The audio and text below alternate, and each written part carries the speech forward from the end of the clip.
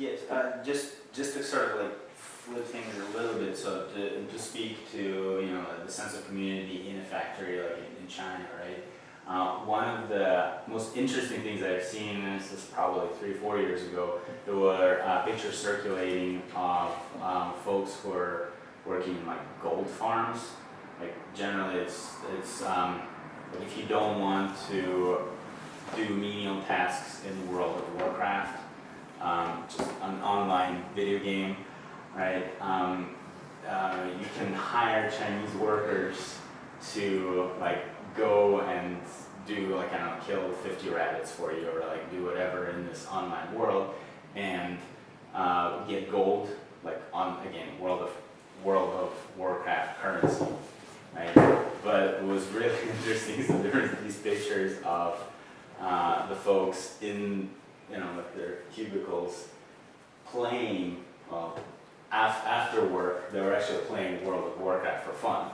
And they're just kind of going, hey guys, it's like, look at this. And they were smiling, life was great, so it was, in a sense, like, I think it's a really interesting metaphor for how cultures actually move, right? Because we can really speak in very negative terms about a loss of authentic experience. And I'm sure in many ways, like when all of a sudden there were weavers instead of folks who went out and killed, I don't know, bear or whatever, whatever skins we needed to procure, there were probably men sitting around the campfire and going like, hey, do you remember the awesome hunting parties that we were conducting 50 years ago? And these guys are just sitting in their bud by themselves and just like moving the thread through, right? So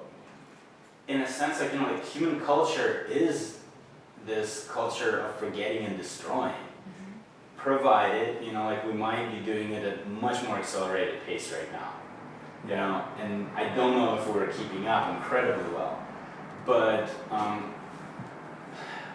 we are these very funny hybrid animals that do always try and a lot of times succeed in inserting these genuine moments in the most industrialized and screwed up flows, as demonstrated by these guys who are having fun, playing video games.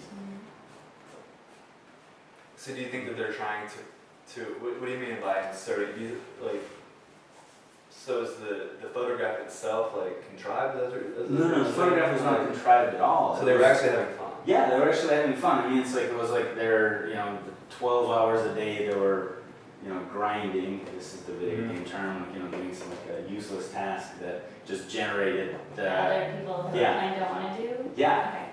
So this is like subcontracting part of your video game play. Yeah, it is. But in many ways, it's like what's really interesting about these microcosms, right?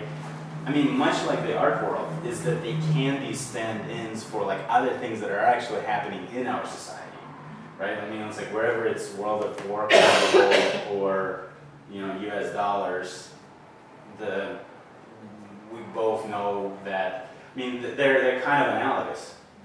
In fact, actually, there's all sorts of conversations about how you can tax this kind of currency, all sorts of virtual currency loopholes that we have. But the idea is that we have menial tasks. We have menial tasks that we're comfortable with, off-casting, throwing it at a bunch of people. It's like, again, like this object, we do not give it value. We can't say made in China and forget about it, right? And this is, in the contemporary economy, right, it creates a very different market niche. And what's really interesting is that we still manage as human beings to like try to adapt it. And I think Brian's work here is a really good example of like okay, so how do we take something that is perhaps lacking in this manual labor moment, right? lacking in the association with an artist's hand. And then, you know, because we have all these liberties within the art world, insert it very forcibly into the equation. But I feel like that we do conduct these types of activity on a daily basis as, you know, like just regular Joe humans without, you know, the big A art attached to this. Probably, you know, like one of the easiest examples, which was kind of like revealing to me, was an example from Yoruba culture, where we have these very, you know, like quote unquote, in very, very stereotypical way, authentic Yoruba twin dolls, right? So this is something that's very much a part of their culture, and somehow, sort of that part of Africa, there is much higher occurrence of twin birth. But unfortunately, that also means that a lot of times like one of the children does not survive.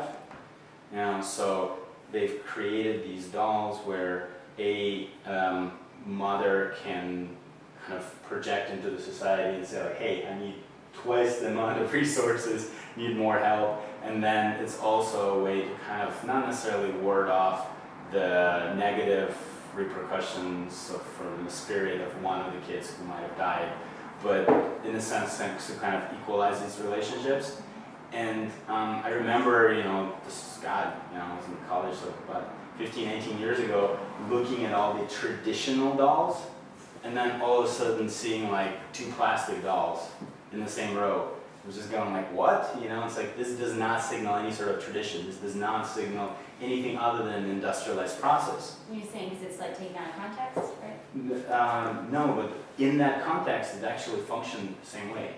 So a mother could have 2 of these dolls that were like, you know, 2, well, not necessarily 2 Barbie dolls, but definitely 2 cheapo plastic dolls. And in that context, it signified the same thing as like handcrafted, laboriously produced doll. You know? And I'm wondering if there are moments like this within our contemporary society. It's always harder to talk about your own culture, right?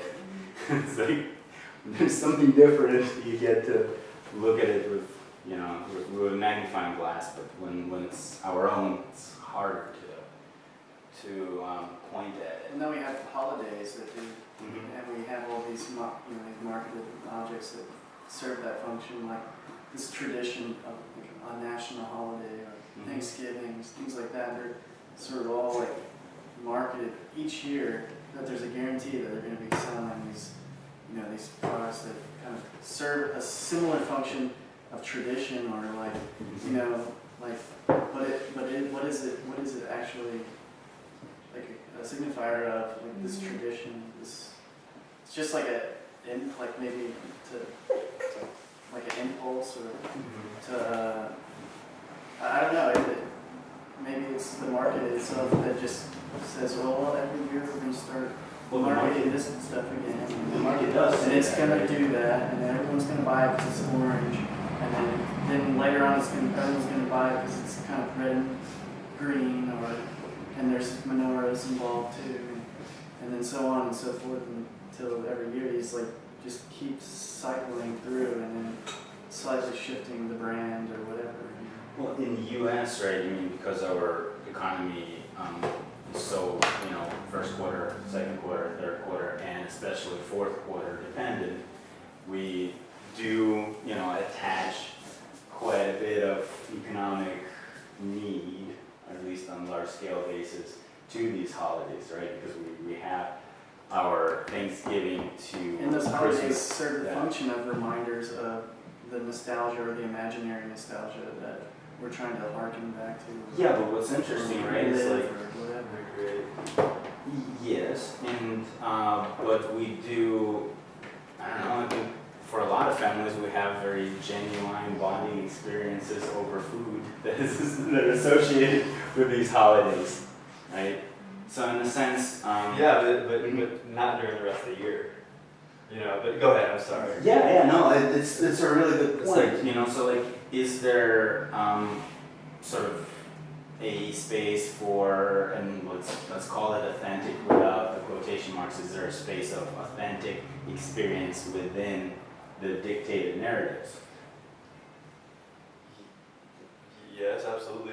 That's the problem. It's like, and it's also the problem I see like with kind of labor and art and craft and art and all this kind of thing is like,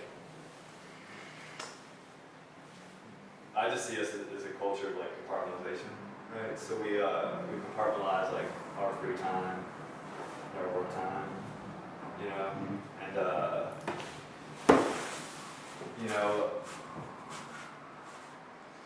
art's provocative to me, I think to most people, because it is like doesn't have utilitarian value, and like most people like don't understand.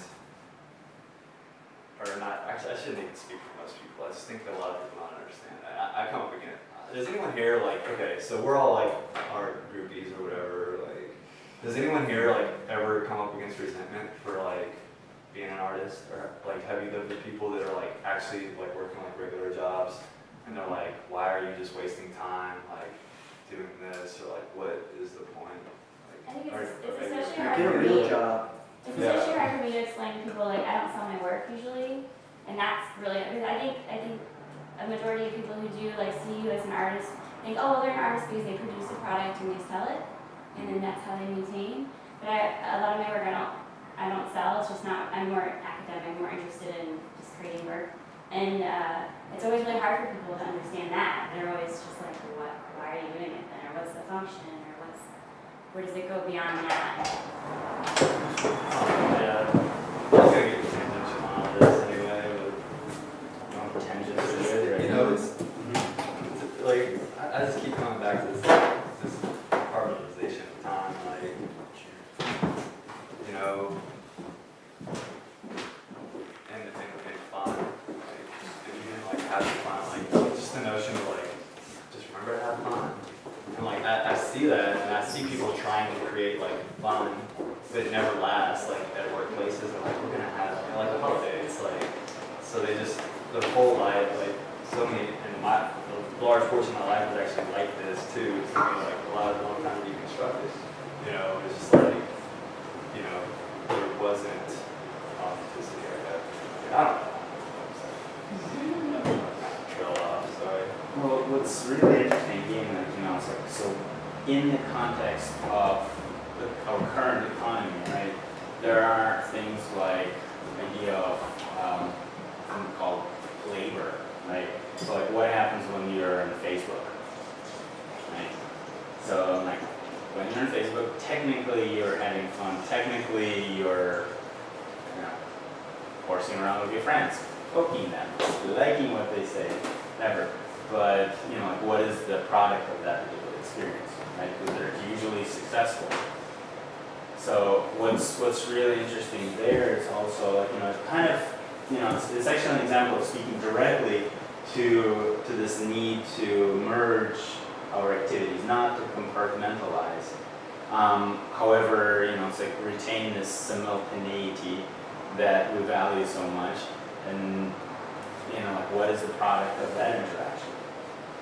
I mean, but I think that people's lives are becoming less compartmentalized in the workplace. I mean, because if you're constantly connected to the internet, a lot of people, their job doesn't end at the decided time, like, oh, this is when my job ends. It's like your job ends when you go to sleep, and you stop looking at the phone, or you stop looking at the whatever. I mean, you're constantly connected. So it's kind of like, I mean, I've heard the term cognitaria. It's like we're constantly working with our minds and through these media, like constantly, and unless we're sleeping. Okay, so like, but I don't think labor like ends at, you know, when you stop making the object. The object is constantly being manufactured in front of your eyes. It's in this device or whatever.